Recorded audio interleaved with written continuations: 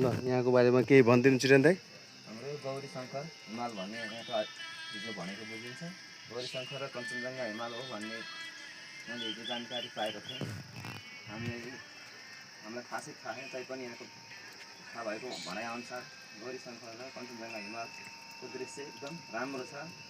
हेर्नु त कति घामले गर्दा एकदम क्लियर मौसम पनि आज चाह दिएको हुनाले हामी भिडियो खिच्न तत्पर भएका छौँ। त्यति नै हो, अरू के भन्नु, खासै यसको बारेमा केही थाहा छैन। ल यहाँको बारेमा केही भनिदिनु चिरन दाइ।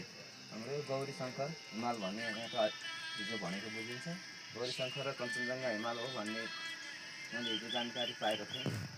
हामीलाई खासै थाहा छैन, तैपनि यहाँको थाहा भएको भनाइअनुसार गौरी शङ्कर र कञ्चनजङ्घा हिमालको दृश्य एकदम राम्रो छ।